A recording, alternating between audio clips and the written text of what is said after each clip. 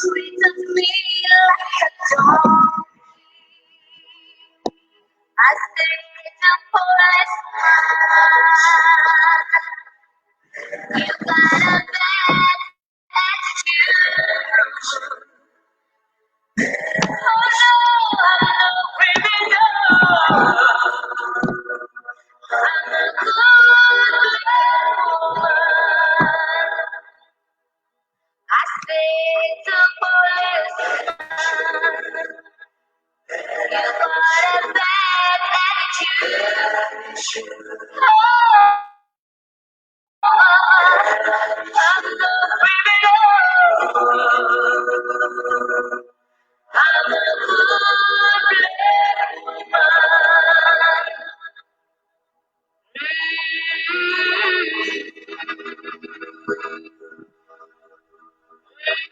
Can you hear me?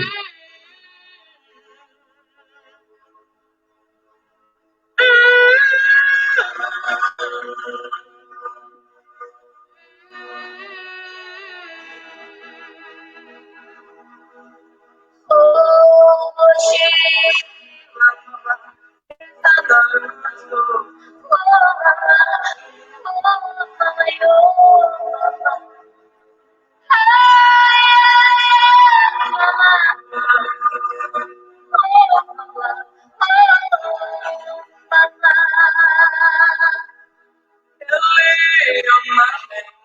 Can you hear me?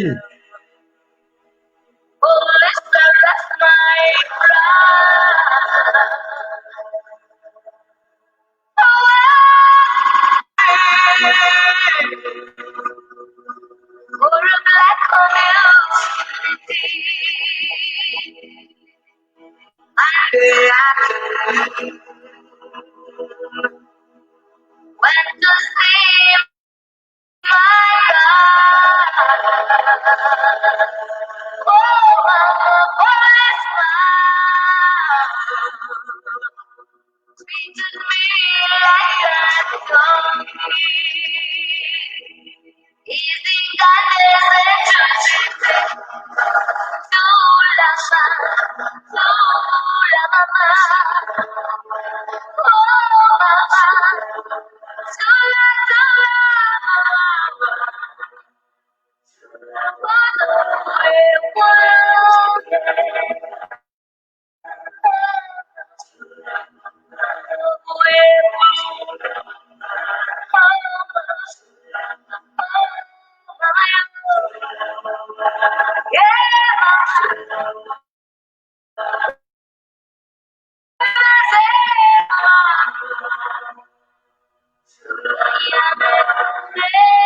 Can you hear me?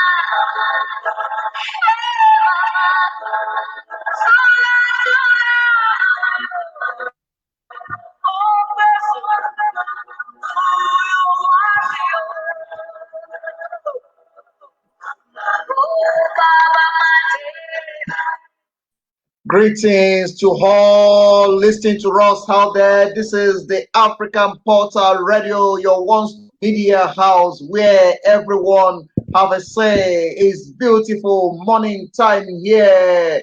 Today, 1st of June 2020, bright morning time. It's a good day here in picturesque Africa. I welcome every one of you joining this conversation. Please, as you are coming in, share this program. Your brother. This program is dedicated to all the black brothers and sisters that have killed in the hands of the police in America and in other parts of the world. That is Brenda Fassi there, giving us a bright morning time here in Africa. Welcome to the show. Welcome to your favorite radio station here in South Africa, the first of its kind. SADC, the first of its kind in Africa, coming to you live from here in Victoria.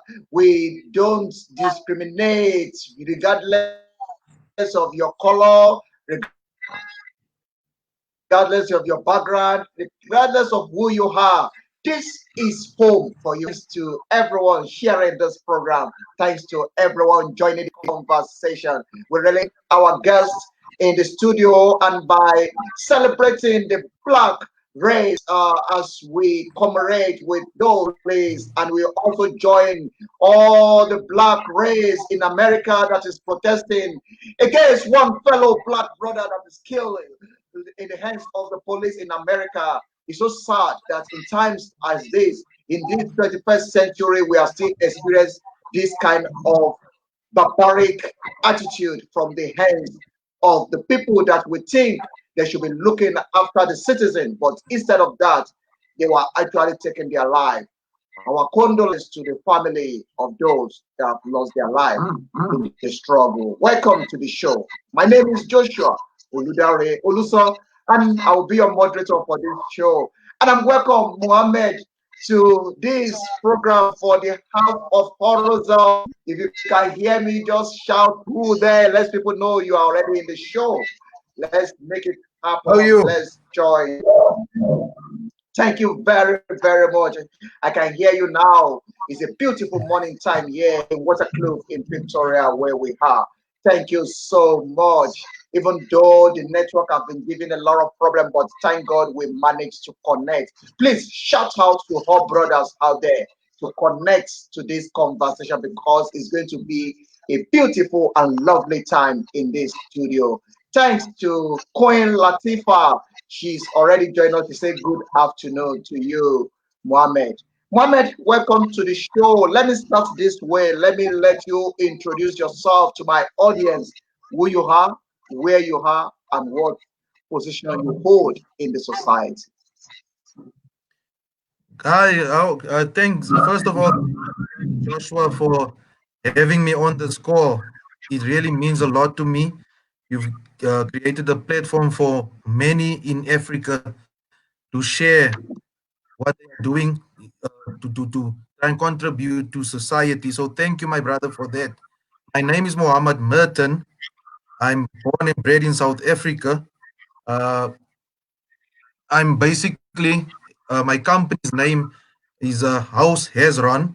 I was inspired by my spiritual father, by the with the teachings that he is giving me, uh, to think outside the box and rather be a contributor to be a change agent in this community, in this world, especially first where you, because the Bible says you must first get your own house in order.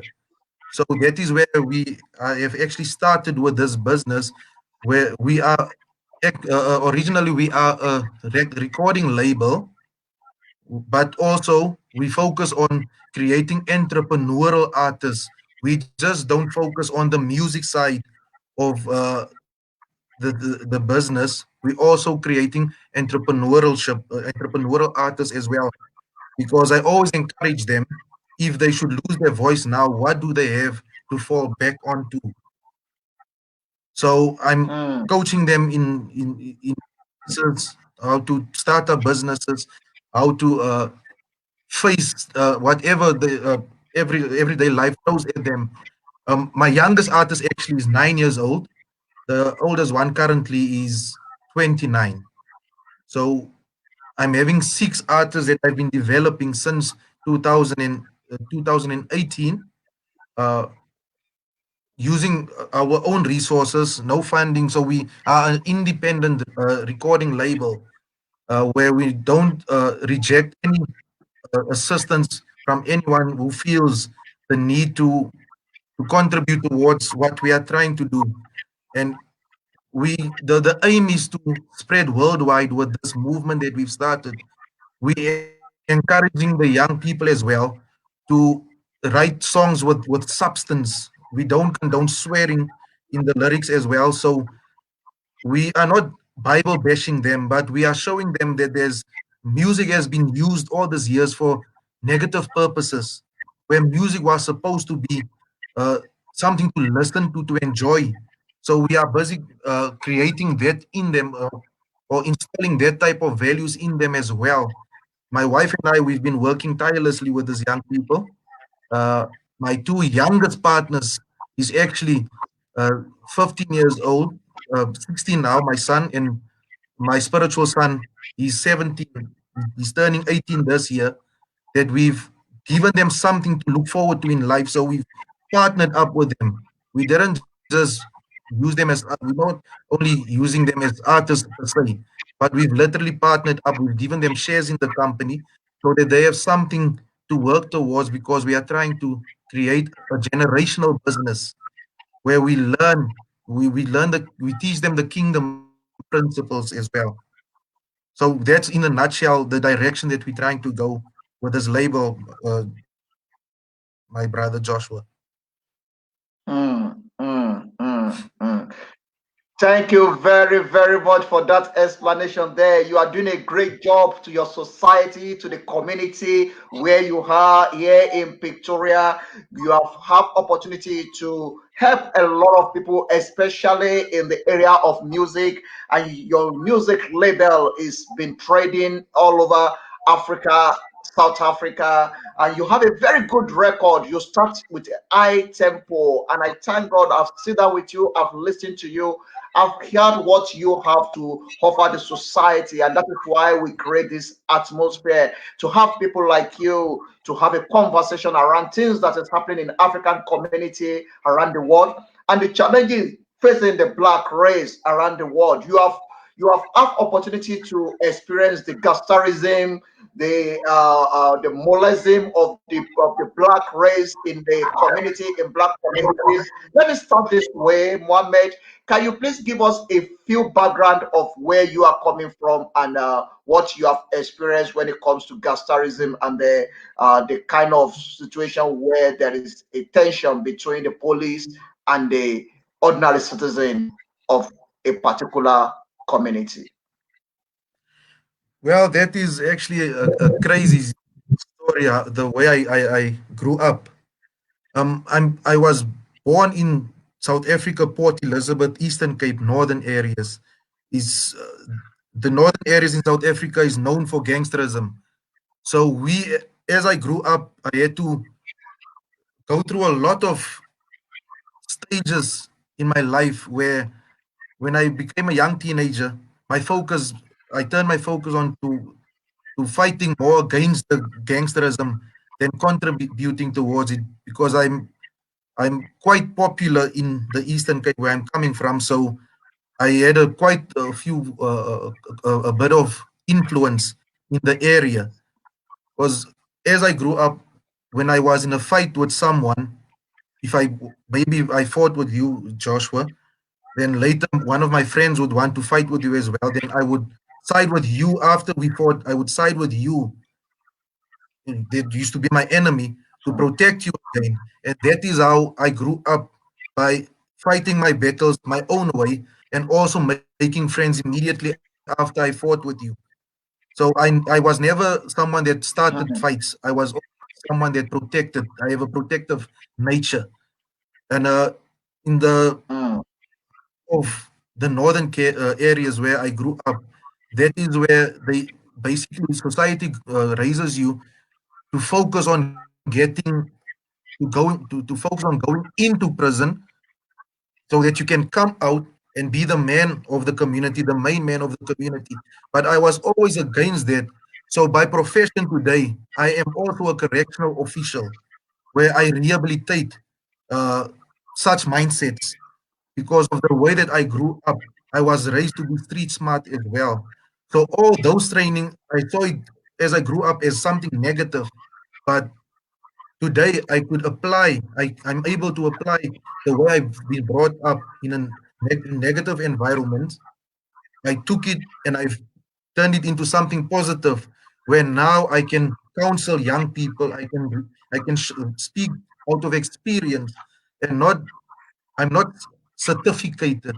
I'm actually experienced in life in all the trials and tribulations that life has to throw at you. So it is easy for me also to speak to young people that faces these type of challenges so that I can try at least to show them there's a better way of doing things.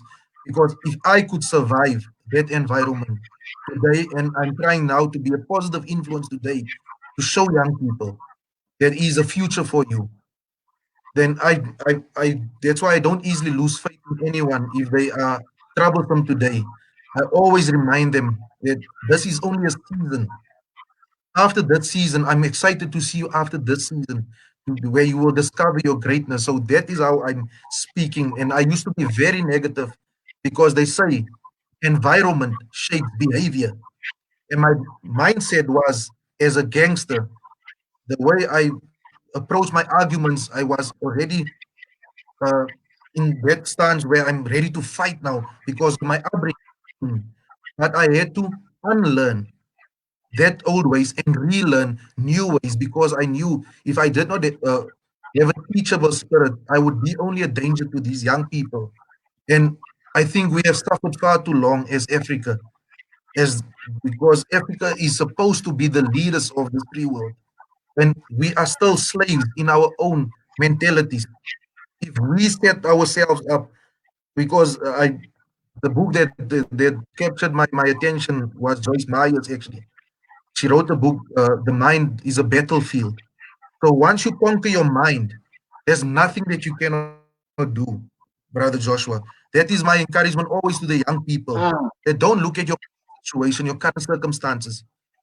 Let me teach you something better to look forward to. And these young people, I have to say, they are so strong that I'm working with. They blow me, they blow my mind away every single day because then I have to go back, whatever I'm teaching them, then I have to go back to my books, basically, my the archives in my mind and say, hey, something I taught these young people today, I'm still guilty of that. So then I learn to unlearn the old ways through these young people because they are more of a blessing to me than anything else in terms of my own growth, personal growth, because I'm being challenged every day to become a better man through helping these young people because I'm very careful to not be a negative role model unto them. So my and that is something that I was not taught in my society. They've labeled me a gangster. They've written me off as a young person, as a young man. They already said you are destined to go to prison. But by the grace of God, I am in prison, yes, physical prison, but I am the rehabilitated today because I work in prison today. So that words never shaped me to be mm. bad. It shaped me to rather focus on how can I capitalize on those negative words. So I took those words and I applied it in my own life. And today I rehabilitate uh, gangsters, I rehabilitate sex offenders, I rehabilitate um, abusers, you name it. That is my job, my day-to-day job. And the music label is something that I'm doing on the side with the hope of uh, creating a good platform for these young people to go to the next level in their lives. But I have to say, I'm enjoying both the record label and my day-to-day job. I am really enjoying it. So there's not always a dark cloud because many people they are afraid of the prison to work even there. But once you have positioned yourself correctly, you have nothing to be afraid of because now you know you have the opportunity to be a change agent in society rather than someone that's a bad influence towards others. So that's in a nutshell now that brother Joshua. Thank you very much for that beautiful explanation that you gave. For those of you that you are listening to us, in case if you don't know Mohammed, Mohammed is a South African citizen born in Eastern Cape of the part of South Africa. Is actually the owner of the Horizon and he have his own music label House Horizon and is also promoting the musician, upcoming musician, and also helping people in the community. He's also having he's also a worker at the a prison guard here in South Africa as well. He's a coronation service workers. They actually rehabilitate the children or the people from the gangsterism to a normal life, to a good life. And he has done a very good job. And I've looked at him from far and close, and I've seen the job that he have done in the society and the community, especially in the black community. And I see that he's doing a great job. That is why we put him on the spotlight this morning for us to learn from his vision and from his experience as well. As one of the people that have experienced what we call gangsterism, especially in Africa. Mohammed, we are going to have a very beautiful time here in the studio. It's going to be exclusive and it's going to be interactive and it's going to be educative. So please feel free, tell everyone to join us. I want people that will be watching this to go viral. I want this video to go viral. I need a lot of people online to join us.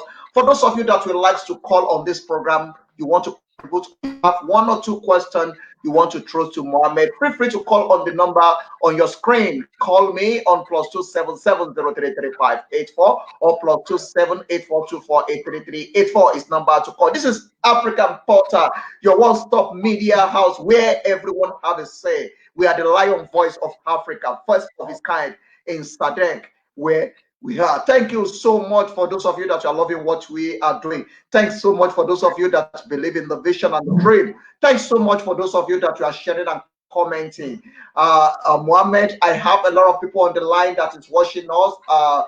Somebody from other side of Africa, say Adewale Ojo, say good afternoon, brother. Biola Tijani say good day, brother. A lot of people are saluting and greeting you all over Africa. This is the African Portal.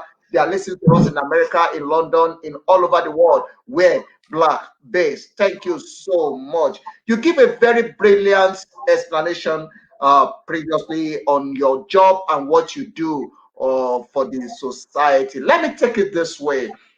How do you balance life in operating a studio and also work for government as a coronation service worker? How do you balance the two? Well, it was difficult. First. It was very difficult at first, but I had to learn time management. So, by the grace of God, the government has provided accommodation for me. So, I'm staying where I'm working. So there's I nothing actually when I come from work after I've performed my duties, then I come to the studio, develop. If there's young people that came to my house to be developed, some of them were fortunate when the COVID-19 started, they were already at my house, so their parents allowed them to stay for some time until the most of the danger has subsided of this COVID-19. So I was able to communicate with them, and thank God to social media actually, because with some of the others, I'm communicating with them via social media, training them. So the training has never stopped. With my day-to-day job, because I'm essential services, I have to work. So then I go do my perform my duties, day-to-day duties, and I make sure the two does not clash, so that I cannot be violate any of my uh, the contract that I've signed to as an essential services, to that I cannot let my extramural activities clash with my time where I'm supposed to be on duty at work doing my rehabilitation. And when I come home, that is where everything else continues. So time management was actually a bit of a problem at the beginning, beginning. So as time goes on, they say whatever you practice, you become good at it. The more I've started practicing time management, I was able to balance the two. So as we speak today, I've learned also how to put each other in their own giftings. I'm not a producer. My son has been training to be a producer, and there's other producers that there's volunteered to work with us as a label that believes in the vision. So when it's time for the producers, I'm not in the studio. Maybe I'm at work that time. Then they at work doing the things, the training the young people. If is anyone like my wife, she's a qualified accountant. She has her function. So I've structured everyone according to their own function, according to their own grace, so that I don't need to stress, so that there's no strain on me. Like you, Joshua, my brother, you are now someone that's on social media. You are someone that is the face to the world that's informing them what goes on in South Africa, in Africa as a whole. God has aligned me with you to make things a bit easier for me to get the vision further out in Africa, the way He preordained it to be. So that is how God has taught me how to align myself with people, to use them according to their gifts, but not misuse them. Because I'm a strong believer in upliftment instead of breaking down.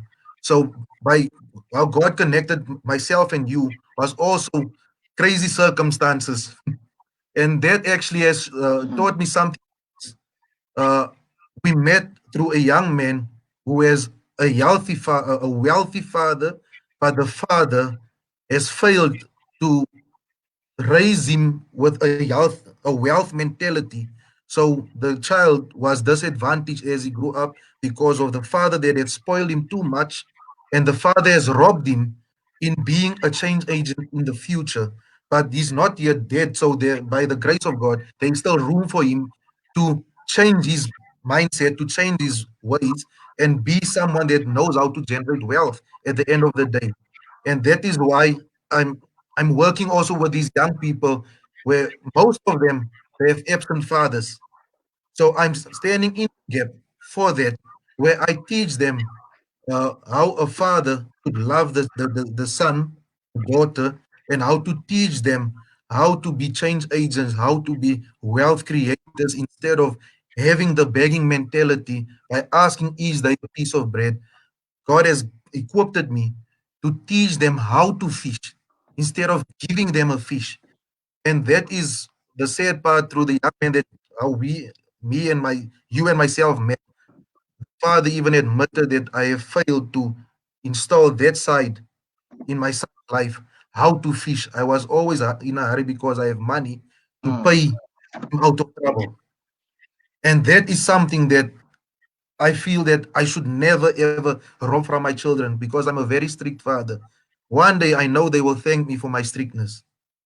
But as I'm now in my own capacity as a father, I just felt that I cannot stand in the way of my children to become great one day because I spoil them too much. And all this, as I was learning how to transition from not only being, or should I say, I had to transition from having an orphan mentality to transitioning to knowing my position as a son in this earth, my function in this earth, where I had to transition from being a correctional official to transitioning to be a business owner slash father slash spiritual father to every young person that comes that God sends my way. And I have to say it's very difficult because not everyone is raised the same. So me as a father, I've been challenged more by other people's children, where I had to learn if I cannot break someone else's child down when my son or my daughters were taught what is right and wrong. They were busy together as children where my kids were involved doing this wrong thing. Then I had to sit them down and speak to them and not speak down on them when they all were up to mischief. So I had to learn that. how to discipline with love, not only my own children, but other people's children, because many people they condemn someone else's child and say, no, my child is not naughty. So I had to learn that balance because I Mm, know I was told a lot as I grew up that I'm a problem. My friends, most of my friends, they were banned to hang out with me because I was a very mischievous child. So no one took the time to get to know me. And I said to myself, I don't want to be that type of parent where I don't get to know someone else's child before I make a judgment call, because it's not up to me to condemn that child. So all these things I had to learn from the time that I got saved. I had to learn within a span of 8 years. I had to unlearn an orphan mentality and take up the mantle of being a son, believing my identity that I'm a son of God. So all these things, it was like it just flooded over me, and I didn't know which way. And that is where time management came in, where I had to learn how to balance every single thing out that I've been taught. In the studio, I'm having a few files here, documents that what the teaching that my spiritual father has done with me. I'm doing the same things with these young people. It is situational leadership courses that I'm doing with them. It is peer coaching courses that I'm doing with them. I went for a CEO roundtable course, but that is not mine to. I can teach them what I've been taught, but there is those that wrote the memoirs that's currently doing these teachings also with business owners, and they are doing quite a very good job. I have to say they're doing a real good job in bringing out the true potential of the individual. And I've taken what I've learned from them, from everyone that has been coming, that God has put on my path. I've packaged all those teachings that I've been taught thus far, and I was able to give back and prevent a young person from entering the jail, from falling into the system. I'm able to equip them so that they know their identity. Earlier, you spoke of the incident in America. That is something that is very sad.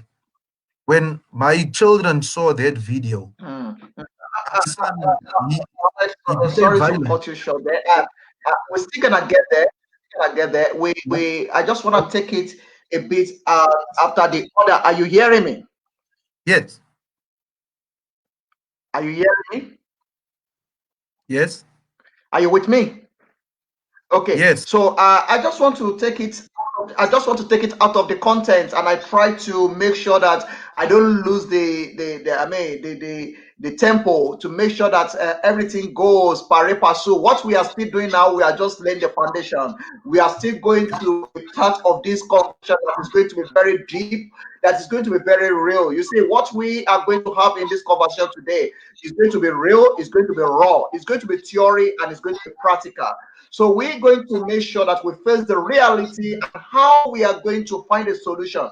It's one thing to discover a problem. Another thing is to find a solution to the problem. If you cannot find a solution to a particular problem, then don't talk about that problem. Any problem you discover, you must be able to also discover the solution to that problem. And that is the way we are going to on this conversation. Thank you so much for that brilliant explanation that you gave to us, how you balance your day being a correlational service officer and as well being a the studio and the owner of a business. Thank you so much for that. And thanks for the great job you are doing for the young stars out there to mobilize them to reshape, to recontrol their, to redirect their mind towards some certain thing and to let them unlearn some bad things they have learned and for them to learn in a good way. You seem to talk more about the spiritual father and you sound like you are more into Christian faith. The way you, but your name seems to sound different to your belief. What exactly? Please balance that. Because I just want us to clarify that so that people listening to us will not quote us wrong. The thing is, I used to be a Muslim for 26 years. I was raised a Muslim, and I had, when you are raised as a Muslim, nothing can change your faith.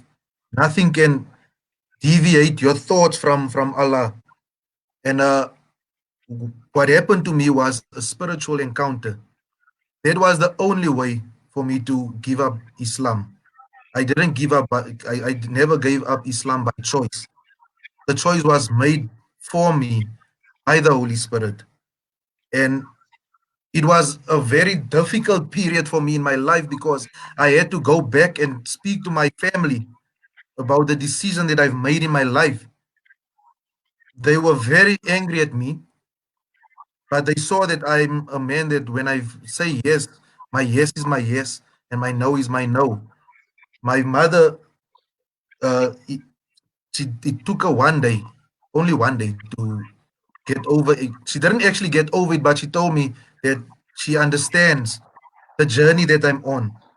My father as well, when my family tried to stand up against me, my mother and my father were the first to stand up and say, "This is our son." My cousins, that the ones that I raised, they told my family that he never became a gangster. He just changed to a different faith. So we don't understand why you want to write him off. Because as a Muslim, I was actually supposed to be written off. But by the grace of God, my whole family, God has restored my relationship with my whole family. And I'm always grateful towards God for that because I'm someone that I love my family. I love spending time with all my family members, my extended families, those that I've married into. I always try to keep peace between us if there's any disagreements.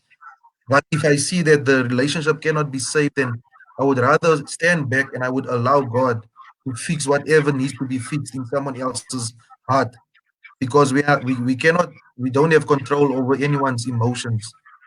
Of course, they say love is a gift. You give love, and receiving love is a choice. You cannot, the same with offense. When someone says, "You have offended me," then it was your choice to take that offense upon yourself because you don't take offense or you don't give offense, you take offense at the end of the day. That is where how I had to uh, get to position myself in the sense where I knew what was coming my way after I gave my heart to the Lord. I knew that my family, my friends that was Muslim, I knew that they were coming after me. They would give me shots. They would insult me and things like I knew.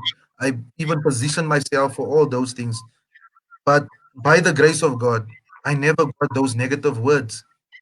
And I don't know, maybe it's the society that we live in, the way South Africa is structured as a society, that it was easy for me to get off that, to get to regain my family back because that was the prayer of my heart. The evening when I gave my heart to the Lord, when I snapped out of the spiritual realm, my prayer was, God, Allah, whoever hears me here. That was actually the prayer before I got saved. I made a prayer, God, Allah, whoever hears me tonight is the God that I will serve for the rest of my life.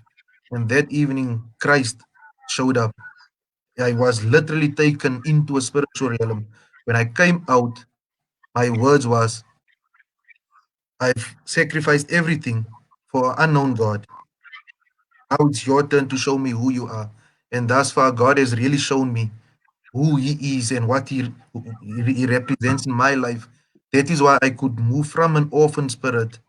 I could move from an orphan spirit, and now I live with the spirit of, of the Son, knowing my identity. So it was very difficult to make the transitioning. Emotional, it was a very difficult period to make, and how I had to be taught because I first met spiritual leaders that was too stuck in the old ways of praising the Lord. those that was in a hurry to, if they know my brother Joshua, he's still drinking occasionally, then they would throw stones from the pulpit in front of everyone at brother Joshua if that was still something that he did. So I had to learn all those things that when you rehabilitate someone, when you want to change someone's life, you don't call them out on their sin because we all know what is right. We all know what is wrong. We all know what is sin. So you don't call someone out on their sin. You rather train them on their strengths and teach them how not to focus on their weaknesses. And that will outweigh the balance at the end of the day. Thank you very, very much for that. I learned a lot from that. So it's not that somebody actually preached to you or somebody canvassed you. It's just a personal encounter with God. And when you pray to Allah to show you the way, and Christ showed up, and you have a personal encounter with Christ, and that's changed your story, that's changed your life, and that is why you are in the religion where you are now. Yes, this is the African portal, regardless of your religion, who you are. This is home for everybody. But reason why we bring this on the spotlight is for us to clarify the question that people will be asking in their mind towards your name and your belief. So that have nothing to do with us. You're welcome to the African Portal Radio, your one-stop media house, where everyone have a say. We are the African voice, the lion voice. Thank you very much for that beautiful explanation. Mohammed, there is a time in your life that you have faced some challenges in your life. What is the anchor? What is it that is giving you a kind of courage to continue even in the midst of problem? Um, when I met my when I moved to Pretoria in 2007. I came and worked when I received this job in correctional services. While we were dating, that is when I gave my heart to the Lord. When I met my father-in-law, we had a conversation. He tried to convert me actually. So my answer was to him, you know what, sir, I've been taught to respect each other's religion and their boundaries. You are violating my rights to, for freedom of religion. So when I walked away and I said to him, I mean no disrespect. I don't want it to come across that I have no respect for you, but that is my belief system. And his response to my wife, then girlfriend, she was, I respect this man a lot for the answer, for the way that he answered me.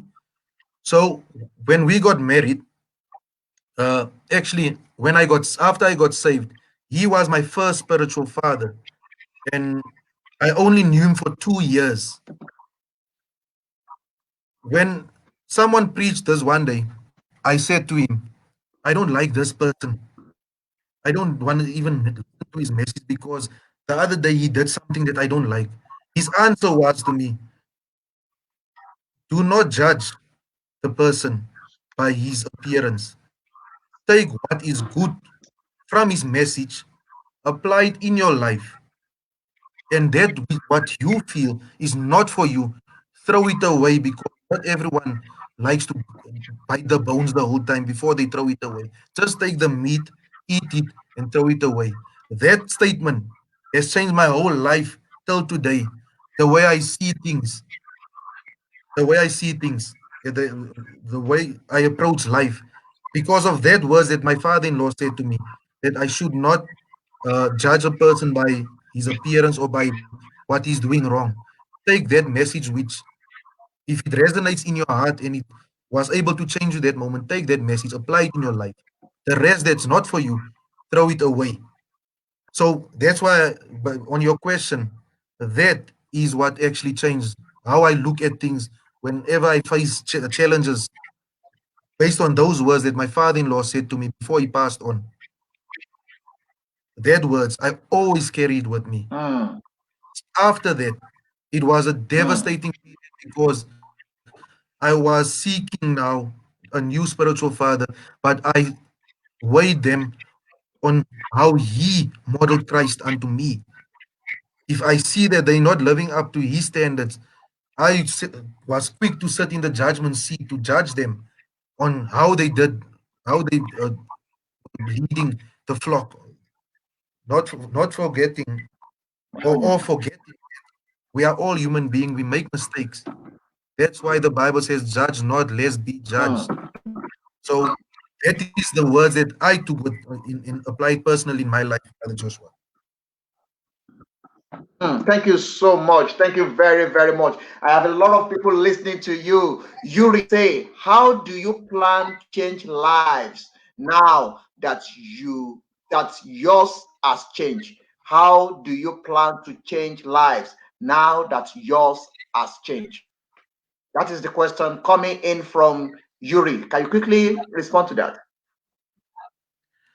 Well, to change lives is to have one conversation at a time.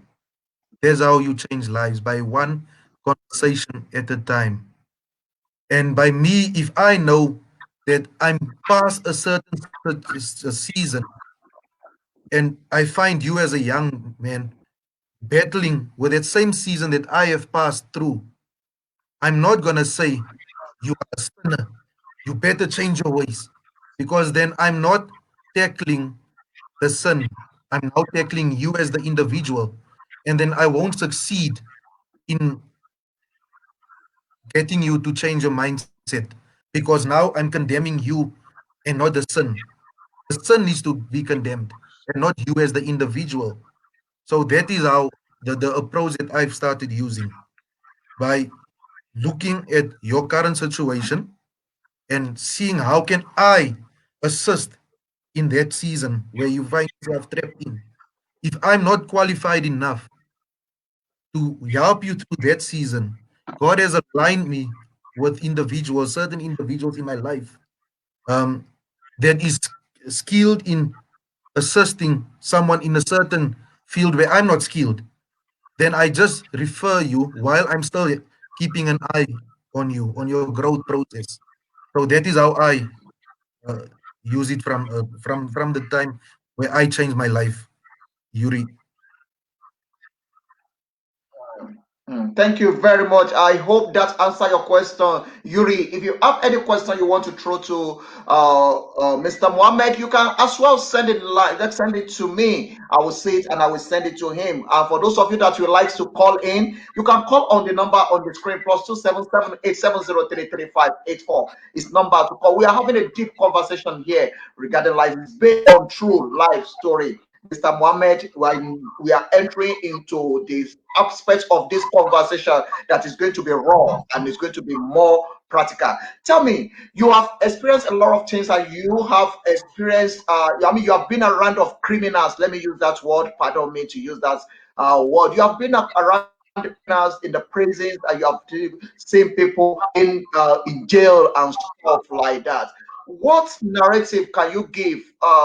How do you see those people? What is always coming to your mind when you see people being jailed or being a criminal that is now going through the rehabilitation? What is going in your mind when you see such aspect of people? It's actually crazy.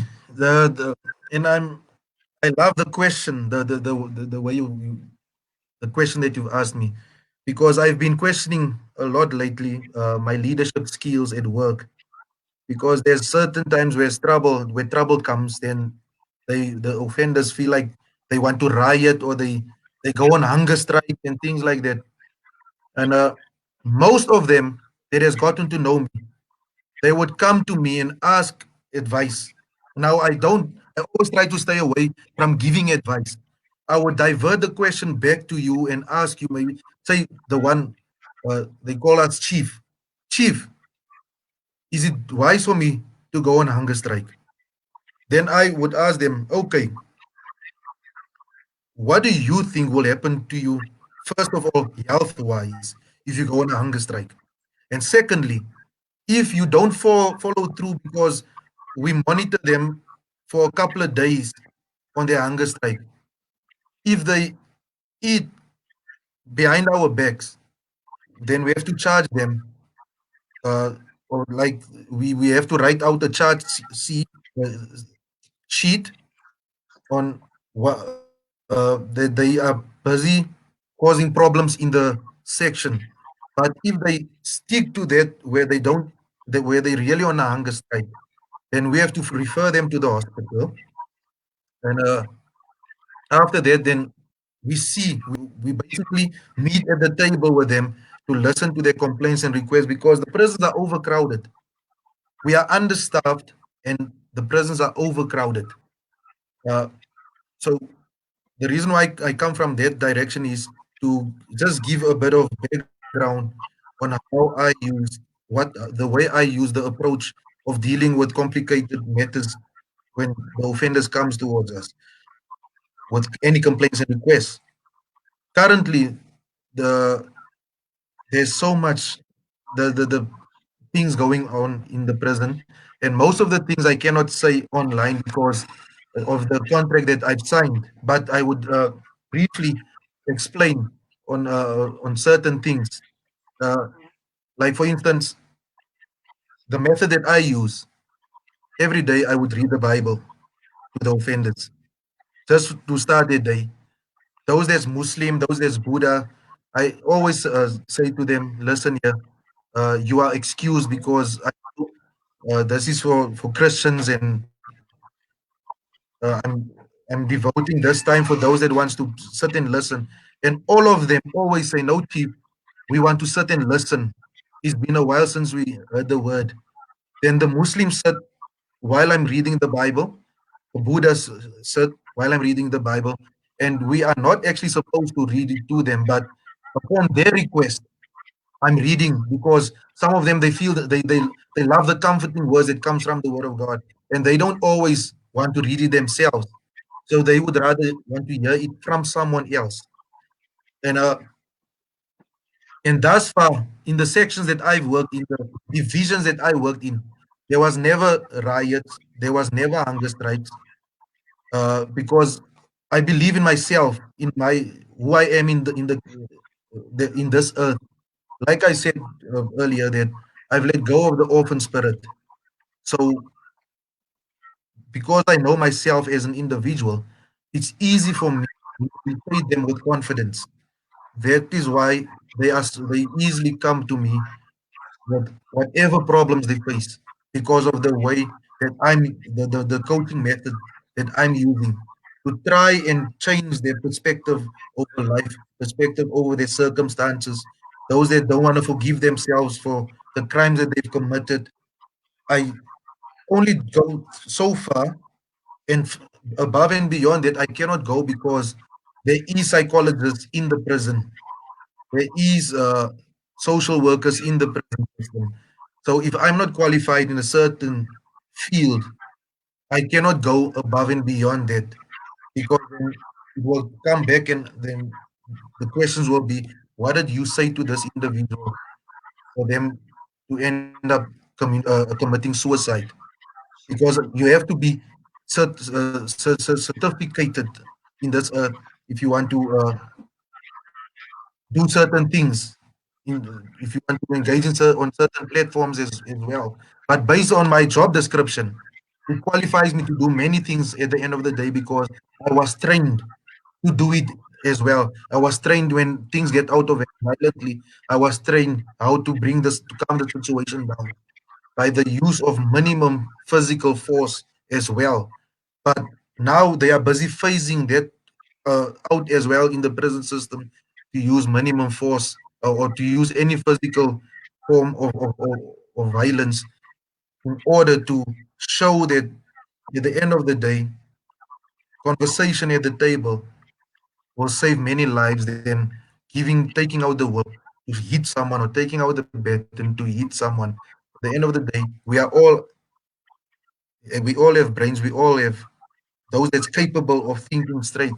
We say, okay, no, this person's point of view, it makes sense. Let's meet each other halfway in order for us not to uh, get killed in the prison or not to have unnecessary riots in the prison. we have to make sure we do not stress the offenders out at the end of the day as well.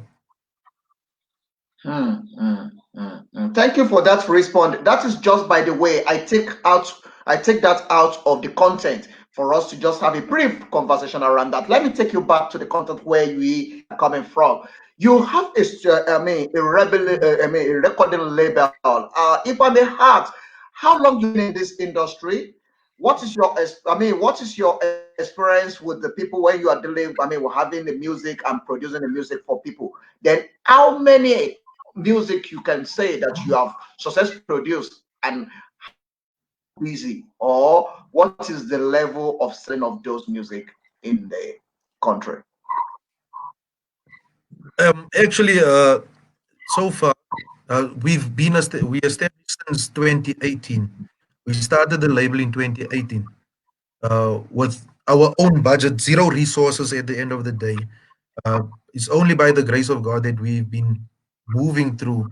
The studio, as you see, it's in my backyard. So I don't pay, even during the time of COVID-19, I wasn't affected financially because the studio is in my backyard. We prefer doing it like this uh, because of the intimacy, first of all, the homely feeling, because the label's name is House of Hezron. House Hezron. Hezron means the walls. It's a Hebrew word, the walls surrounding the city. Uh, the music that we focus on all genre as long as it's clean music. But thus far, I've only been developing hip hop artists. My daughter, she's one of the vocalists. She's the only vocal.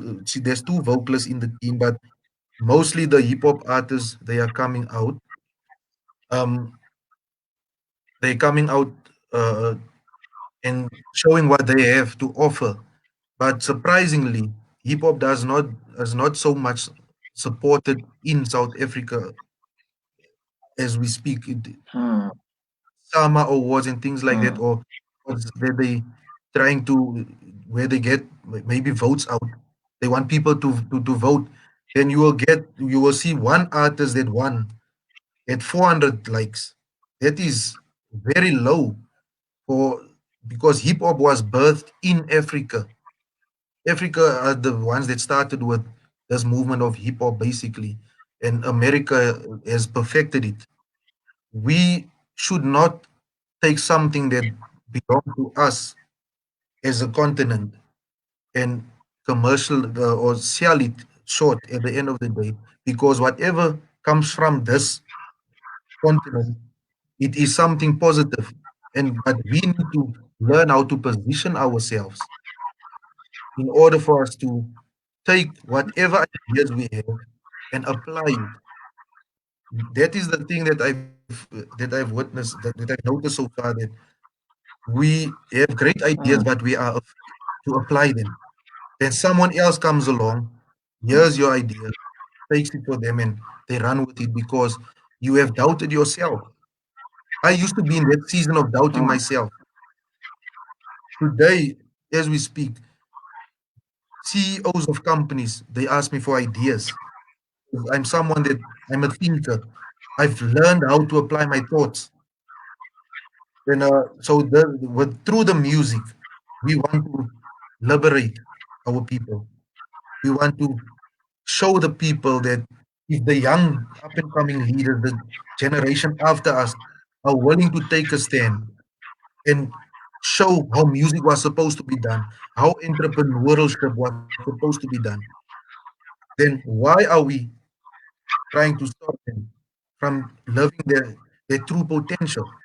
Because I know many are trying to put stumbling blocks in our way because they don't understand the vision that we are having. But these youngsters that's working with me, they understand and they are loving the vision.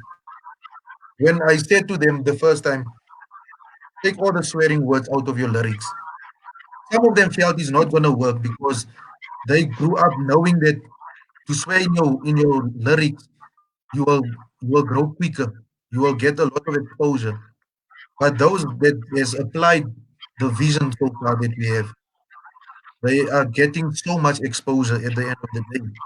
because of everyone listens now to their music. Christian parents, everyone, because as soon as a parent hears mm, in the words in the songs, immediately they tell the children switch off that music, switch off that music. Now with the youngsters that I'm working with, everyone listens to their music, even if it's hip hop, even if it's trap. No one says no, switch the song off. One of I had a pastor, a friend of mine, commenting on Instagram the other day that we are doing an amazing job to bring back hip hop for what it for the authenticity of hip hop. That was his words.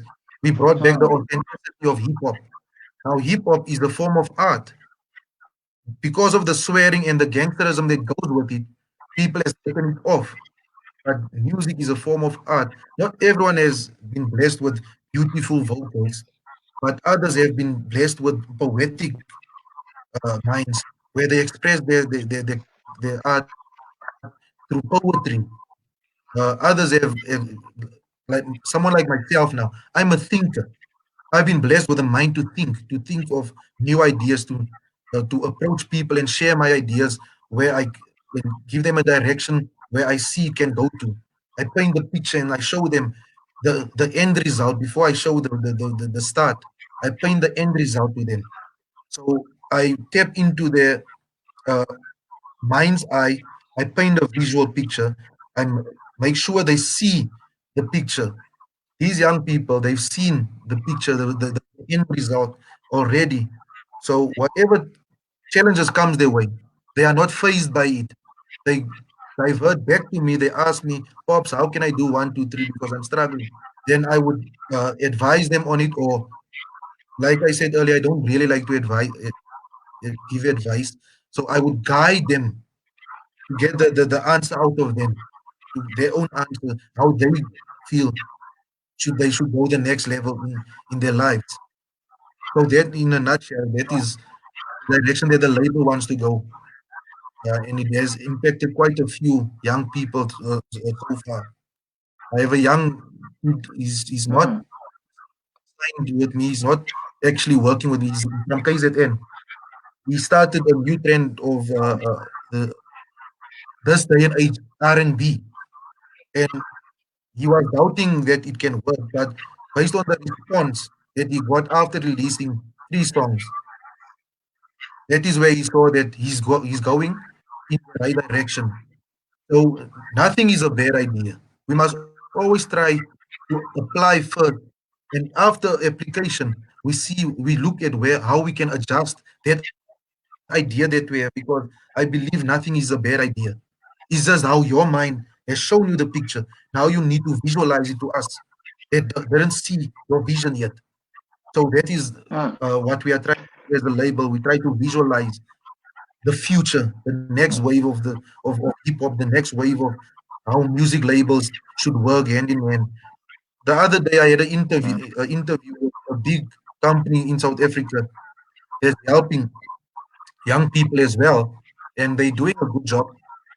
But where I felt, no, let me not partner with them, is the person asked me more questions of what I was doing, and her student was getting more excited with the ideas that I'm having. When I asked her to share her ideas, she said, no, I must put all my ideas on an email and they will see how they can partner with me. That is where I saw, okay, no, I'm in in the right direction. Because the lady wanted my ideas on email to me, it said she wanted to run with my ideas that I have. mm. But this ideas, God has inspired me. Sorry, Mohammed. I would need to cut it bit by bit for us to be able to meet up with time. We already exhaust the time that we have for this show, but it's worth it because we still have a lot of things to cover up. I have somebody looking at you that is listening to you, or Motisa. He said the question through. He said, "How do you unpick the artists who are part of your label? That is, how do you choose or how do you get the artist that is part of your label? Just 1 minute. First of all, Answer. okay, first of all, I asked them, I give them the vision, no drugs, no alcohol, no swearing in the lyrics. I only mentioned those three. Based on their response, then I say, okay, we can either work together, or they decide, no, I don't want to work with you. The other day, someone that has more than 30,000 followers asked me to be his manager.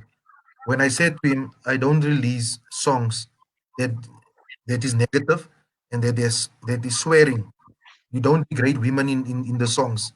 It can be hip hop, yes, it can be trap, it can be whatever. But as long as no one is being insulted in your music, then he stopped communicating with me, because that was something that he got accustomed to, and he has a lot of following that listens to that type of music. But if you don't have a teachable spirit, I cannot work with you. That is what I also look at. If you have a teachable spirit, if you are willing to accept change, if you're willing to work with an idea that was given to you, and if I see that you are willing to run with an idea that was given to you, then at the end of the day, I sit down with you, then I ask you, you are doing something that I want, that is my vision. What is your vision? Then we see how we can partner up with your vision, so that you cannot feel that you've been robbed as an artist, that your personality has been taken from you. Because at the end of the day, everything starts with a test. I test the artist first, and then when I see, okay, I can work with this one, then I sit down, I have a conversation with them, then I partner our ideas together. We partner together with our ideas, then we run with it. Good response. I hope your answer is. I mean, you got your question has been answered there. Thank you very much. I just don't want us to dwell so much on that because we still have a lot of things to cover. You've mentioned a lot of things, but I just want to cut you in some of the things that you have explained. But before I do that, let me divert to the aspect of this conversation that is very, very important. You said something that is very, very important. You say hip hop is actually began in Africa before it was upgraded in America.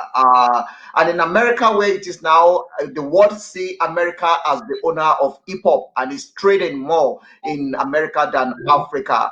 And I like what you do by saying that you tell your artists to remove the swearing word out of it, because most of the people believe that the hip hop song is all about swearing, it's all about saying dirty words and things like that. And you take it out of the content to repolish it, to resell it so that it will be acceptable to everyone, both Christian, Muslim, or whoever can listen to your own label and the hip hop music that you are producing. Why do you choose hip hop? Like I said earlier, uh, I support all genres. We work with all genres, but now it's only hip hop artists that's coming, and I'm not handpicking them. They coming. It's mostly a hip hop artists that's showing interest in working with us. There is a few vocalists that wants to work as well, but uh, in the current season, they are not willing to to make hard sacrifices to work with the label. They want the label to accommodate them with whatever they're doing wrong, and we are not here to accommodate to accommodate bad behavior or bad lyrics. We are here to shape the artists and show them what you've been shown is the norm in this world. It was only a smoke screen that was put up in front of your face. I always pinpoint at their greatness that they have inside of them. So ultimately, at the end of the day, uh, if we all speak one language in terms of music, the support will increase on levels where no one has ever seen yet. And the lives that will change out of that, the communities.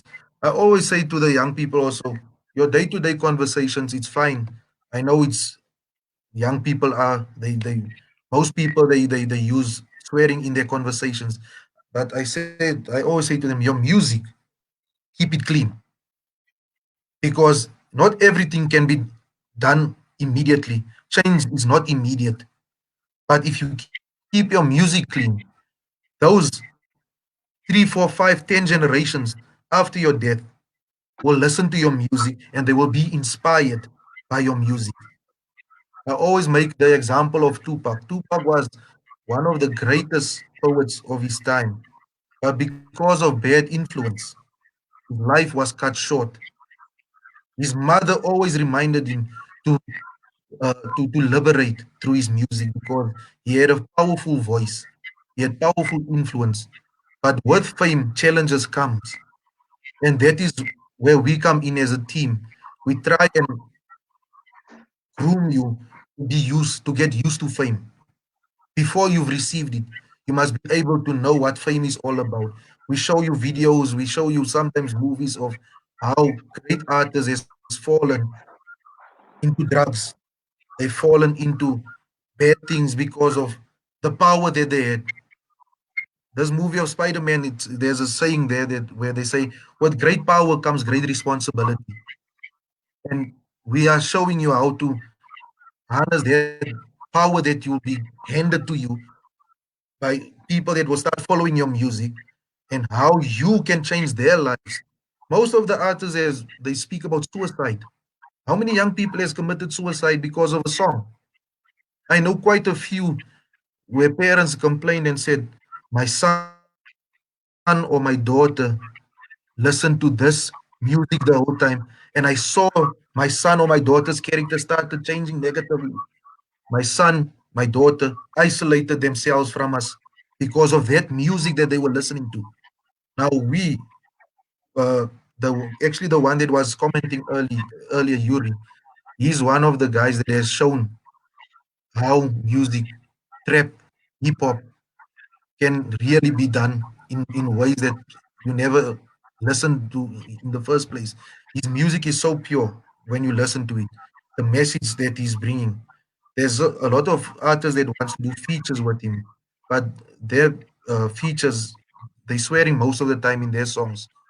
So I said to him also, listen here, I cannot allow you to do features anymore with people that swearing like this in their lyrics because we are defeating the purpose. Because he in his own capacity, he's gonna go far. Everyone that's on our team, they are really gonna go far. My son, the other artists that's with us, they are going far, they are really talented. And I'm Thank you actually so much, blessed. Mohammed. Let me pitch in there. Let me just. I will be cutting you off because the time is not longer Yeah, on our side. Thank you so much. The aspect we have now is going to be yes or no response from you.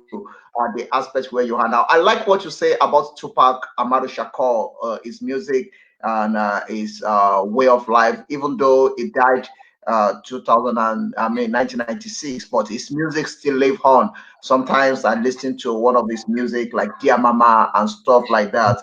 And but yes, you can listen to some of his music or like eat them up. You see all kind of language that is using there that is a dirty language that is not supposed to be, that is not palatable in the society and it's not good for the children. And that is why I give you kudos for you coming up to make sure that you correct that narrative of putting the swearing word into hip hop music. If anybody approach you to release a house music, are you gonna be able to accept that? Yes or no? yes. It depends also. All right. I know I will not let you give a lot of explanation about it because of the time that we are looking at. I know I'm still gonna bring you back that we're going to have another deep time in the studio that we'll be having conversation. I'll be bringing you every now and then that will be having conversation because there's still a lot to talk about. But let's quickly go into one of the main reasons why we put this together. Africa is beautiful, Africa is great. But there's a lot of challenges facing African continent, especially in the area of our language and our culture and the way we brought our children up. You see, the Western world have portrayed, let me say, this Western world take the mind of our children from the childhood, especially from the cartoon that they are producing for African continent. Because you see, most of the TV station they don't show any African cartoons. They don't show any cartoons speaking any African language. Only cartoon our children wake up to grow up with is the cartoon speaking English and the rest. And the Western world is using that to take our children into their own culture. That is why you see in Africa now we have more people into gangsterism and into Western idea or Western lifestyle than the people facing the reality of life. In your own little capacity, what you are doing to unite African continent and change the the concept of us having African language in a cartoon or in a music. Are you working towards that? Yes, definitely. We are. We are. That was Good, part of the good. vision. Okay. Please keep that up. Is a good thing that we use the what we have, the resources we have. As long as hip hop start from Africa. So let's portray it, let's repolish it, let's put it in African content, in African music, and let most of the things showing there be African content so that we can be able to reportray the good side of Africa to the next generation. Another thing I want to ask you is that a lot of things is happening. This can be deeper, but it's okay. The way you want it is happening in the rest of the world. Look at what happened in America of the black brother that was killed by the police. What is your view towards that? It is, it is sad. It is sad. It is sad. Joshua, brother, I remember a time that was on the brink of democracy, before democracy came in our community. I was sitting behind, you see that Telkom box, the Telkom box. I was sitting behind the Telkom box with a half brick in my hand. I was only 10 years old. That it was the whole community, the schools that was rioting that period.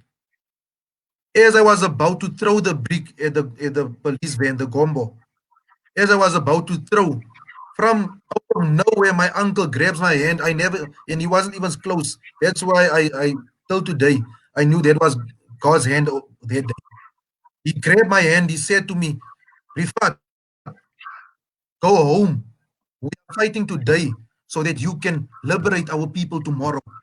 You must contribute towards changing the lives of people in our country, in our continent. Let our people know their rights. Let our people know the direction that they're supposed to go as leaders. Go home before I beat you. Those words, I'll never forget it. That words has shaped my character. That is why I'm helping the vision of the label is to liberate our people so that they know their identities. I'm not here to add to apartheid or to black on white crime. I'm here to find a mutual ground on how we can work together instead of working together is more powerful than working apart. What happened in America, it is so sad. It is so sad. The blacks Mm, never asked to go to the Western world. They were taken by ship as slaves. mm, In the 20th century, you are still living that type of life, that type of mindset. That means growth has never taken place. Nothing was put in place in, if I should say, predominantly white schools on how to educate the young up and coming white kids on how not to see the color of one's skin. Remember, as a black man, there is blacks that see the color in someone else. As a white man, there is those that's racist and there's those that's not racist. In as an Indian, there's those that's racist and those that's not racist. So in light of this incident that happened, it was white on black crime. So the emphasis is on white and black because of the crime that was committed recently. But I'm on that level in my life where I find a mutual ground to work with people instead of working against one another and things like that. I don't know if my answer makes mm. sense. Thank for that. Thank for that response. It's so sad. What happened in America is so really sad. But if I may ask you, if they should tell you to give a judgment, to pass a judgment as a person that experienced, because what happened is actually in daylight, broad daylight, and it's happening in public. And this man is rest on the neck of this gentleman until he suffocates this alive out of this young man. If You have opportunity to be the judge to judge this case. What's your judgment will be? That's a very difficult question because uh, the the color in me, because I'm not white. The color in me would, I want justice. I want that man to lose his life. But then we are defeating the purpose at the end of the day. Because this is a behavior that needs to be corrected. In my line of work, I don't have the luxury to pass judgment because I have to rehabilitate. I remember a time when I worked at our high detention facility, CMAX.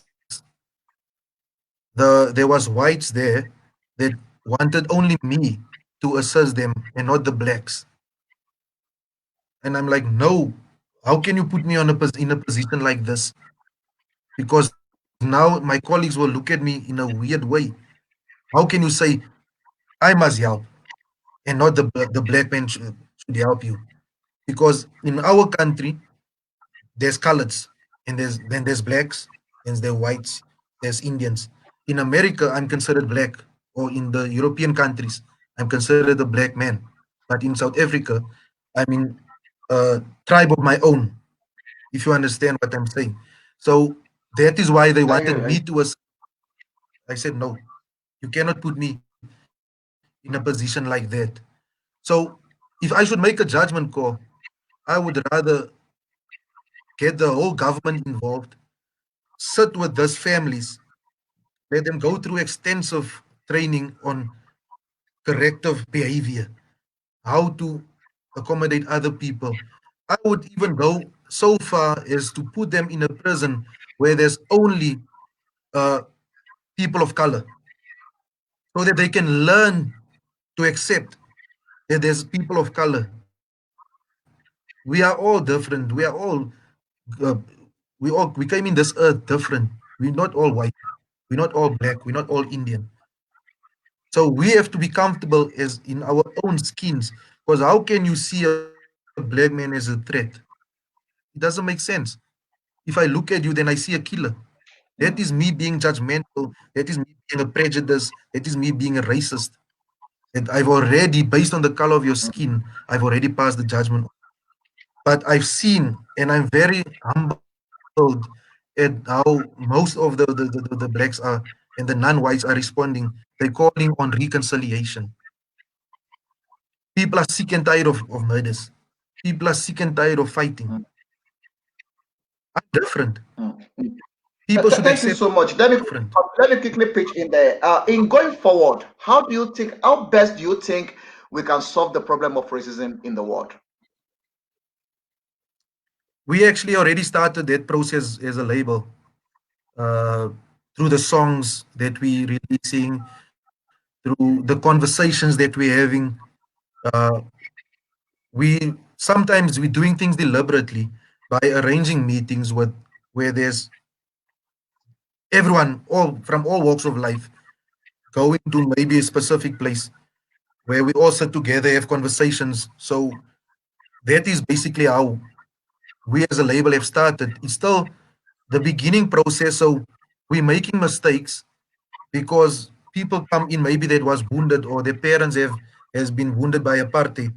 Then they coming in with that pain as well. So then we first have to work on the individual to show them, listen here, let's try and do something different. Let's try and stand up Mm, for what is wrong because we as beings we were continue. never created we were never created to take any form of stress. Our bodies don't respond positive when we stress. So we have to. Mm, My spiritual father is a white man, and he has really helped me to unlock that limitation that I've allowed society to set in my life. He's helped me to unlock the true potential that he saw in me, and he was part during apartheid. He was a freedom fighter basically. So that's why I say I cannot point fingers at every white person because I know for a fact there was those that fought for democracy. mm. in our So and in one word, yeah, what way do you think we can stop this barbaric idea in our society? It's not only happening in America; it's happening everywhere mm, in the world, especially within the black mm, as well. People will be having mm, problem. You are in South Africa, I'm in Nigeria. You are this, you are that. This yeah, discrimination is everywhere. It's not about the color anymore. It's happening. yeah, A lot it's of South everywhere. Africans are treating other part of Africa as enemy. So, and those Mm. things we need to have a big conversation on those things. What in one word, what do you think we can do to stop this barbaric idea in our society? We need to get to know one another on a more personal level. If I can just give 1 minute to explain, part of my vision is to Yeah. go into community with a team that will be handpicked by the label, and it's a long-term vision. We will go into the communities, to each household, if God provides us with enough finances, where we will take a child from each household and train that child, because we would love to take everyone under our wing and train them. We will train that person to be the best version of themselves. But once the whole process is finished, is complete, we see that we've succeeded in this one child, then that child will have to go back into that community and get another child. That's why it's a generational business that we started. Nothing will be Hmm. done. We won't succeed in 20 years. This will have to be a long, it's a long walk that we are on. It's a journey. It will be Hmm. generational to come to that level where we are supposed to be as human beings. Hmm. Thank you very much. A lot of musicians like Brenda Fassi and they have sing about this. They have called for this, and still we're still facing with these challenges. What it is that is happening in the world now that you wanted to stop immediately? The main thing is the racism, the main thing, because it is very, very difficult to walk in the mall, then you see someone that is not the same color as you, look at you in a way or passing remarks to you based on the color of your skin. Because we as colors, we have allowed nature. Black people, they have allowed nature. Whites, some of them, they have allowed nature as well. But you get also colors that don't want to be loud, black they don't want to be loud. So we need to find a way to work with people based on their temperaments, because everyone has a different temperament, and that is the Hmm. aim of able to tap into the individual's temperament and see how we can work together so that we can try and eradicate this negativity Hmm. that's plaguing the world. Thank you very much. What it is that is happening in the world that you are happy about and you want it to continue? Opportunities, opportunities that we Opportunities. have, the opportunities that we have. We never had these opportunities. We were restricted. Now we have access to internet. We have access to you in Thank your you own very much. house. I just I'm want in my own to house. look into the camera. Mm, Mm. mm, Thank This you is very this much is the for that opportunities that response. I just wanted to I just yes. wanted to look straight to the camera and just a word of advice to someone out there and call to Africa to unite and call to every woman being to have one mind and one soul for us to be one soul and one mind. Please kindly do that in the next 1 minute, then we'll be out of your way. My call is to fathers. My call is to fathers to go back to the original intent, to holding your child's hand in the park, in the street, going to the park. Because in the prison, what I'm being told by the inmates is my mother was never there for me, my father was never there for me. If they were there for me, maybe my life would have been better. So I'm calling on all parents to stand up and spend time with the children. This COVID-19 has brought an opportunity for us to have that family values again. The kids go out in the street and they get the negative role models, because the role models in the house are neglecting them. That is my word of Mm, encouragement. mm.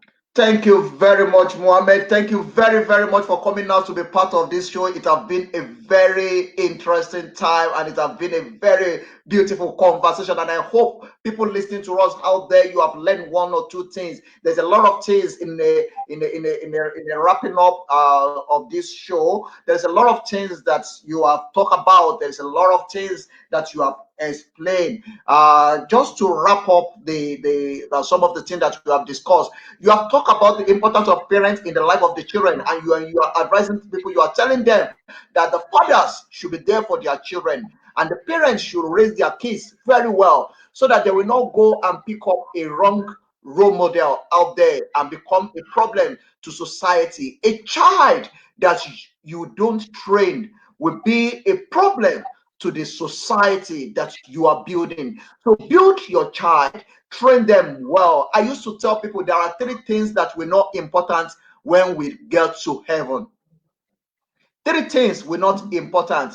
The kind of color that you carried, whether you're black, white, or whoever you are. In heaven, it's not exist. Don't have that mentality. In heaven, there is nothing like that. Nobody is going to call you according to your color in heaven. Another thing that is not exist in heaven is the country you are coming from or the race you are coming from. It's not exist. Nobody is going, or the denomination or the religion. Nobody is going to call you by all that. Nobody's going to call you by the background, by the whatever you are calling for. And another thing is that nobody is going to call you whether you are rich or you're poor.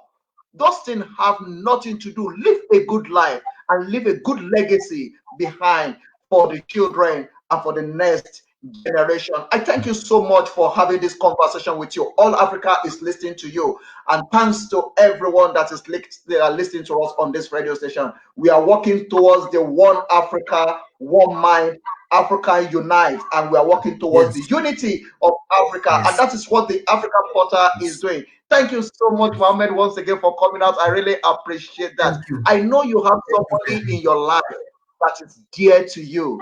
Can I give you this time to say thank you to that person? I just want to thank my wife and my mother, those two ladies, my spiritual mother. They have been wonderful in my life, in their guidance. My spiritual father, my father as well. They have been wonderful in my life in terms of my growth process. And I just want to thank you as well, Brother Joshua. You are doing an amazing thing and you saw something in me that I didn't actually see that moment. And you've given me this opportunity to express the vision or to share the vision that I shared with you. And actually I didn't go so in depth with the vision.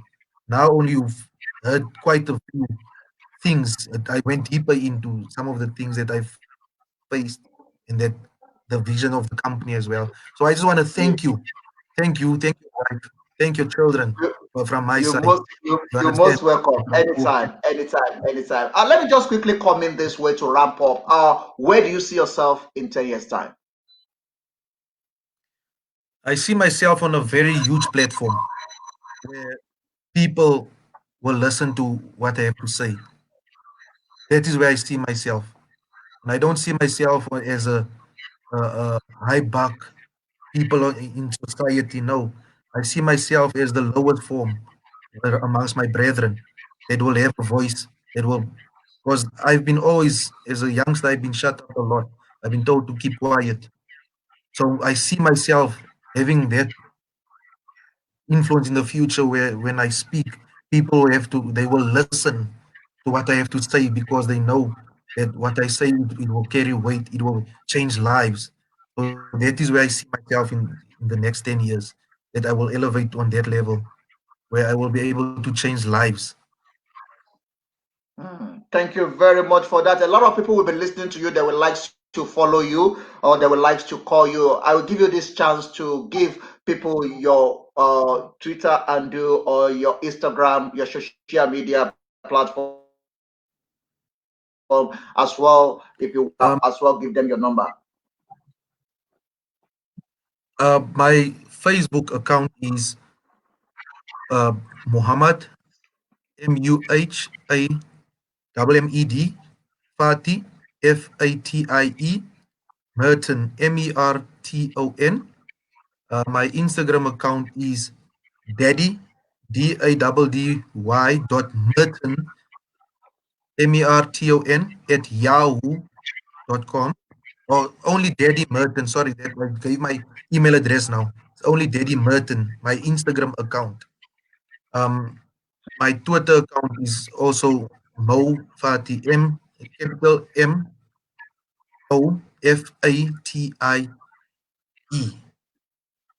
Only the M, the first M is a capital. Yeah, and yeah, I don't know my Great. different WhatsApp number, so I don't know it out of my head. But I'll post it on my accounts. Thank you very, very much for these opportunities to come out, to come to this radio station, the African Portal, One Stop Media House for everyone. Thank you very, very much for being part of this conversation. I really appreciate it.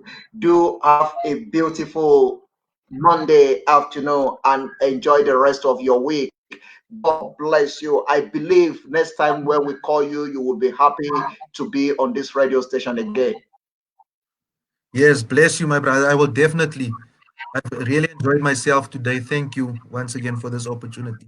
Have a Thank wonderful you week very further. much. The conversation is still See you continue. For soon. those of you that would like to be speaking to us, you can call me on the number. If you want to be on this radio or you want to support what we are doing, we are looking for sponsor for all our program. If God have dropped some blessing into your pocket, you want to sponsor this program, you're more than welcome to do that. Come out, let's do it together. Let's make African great. It's the African Portal, the gateway for Africa. Let's support what we are doing in this radio station. We need a lot of things. If you can sponsor what we are doing, we will appreciate that. It's one love for Africa. Please join us and sponsor what we are doing. God bless you. You can as well bring your job or whatever you are doing onto this radio station. We will promote you and we will do jingles as well. We do a lot of things in this radio station. We do jingles and we put you on the spotlight to promote your business. God bless you, great good. And from here, let's say a goodbye to all our listeners out there. Thank you very, very much to Bye. you. Muhammad, thank you so much and God bless you. Really good. Do have a beautiful Monday afternoon and God bless you. Really good. To our God listener, bless you. enjoy this music from our mother, Brenda Fassi. Let's enjoy it together. Good black wine. Enjoy it for your Monday afternoon. Meet us again by 4 o'clock and 3 o'clock South African time as we'll be having another beautiful program for the businessmen and women where you can sell your things, whatever you want. You want to sell a house, you want to sell a car, whatever you want to sell, we can put it on the spotlight on this program and get a buyer for you on that program. Meet us by 4 o'clock South African time, 3 o'clock Nigerian time on this same radio station. Don't change the dial. Stay there. Simply like our page and comment on our post. And God bless you. Very good. Enjoy this music. For now, Mohammed is bye for now. Goodbye. God Bye. bless you. Treated me like a donkey. I stayed to policeman. You got a bad attitude. Oh no, I'm no criminal.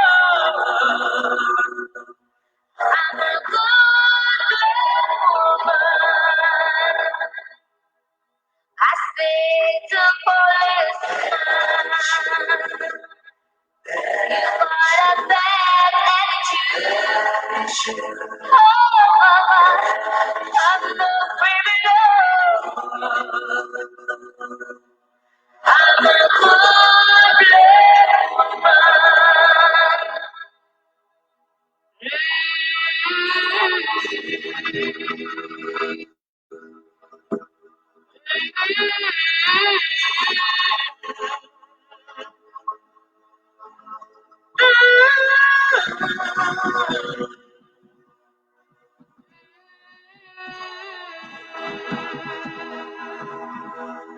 Oh, gee.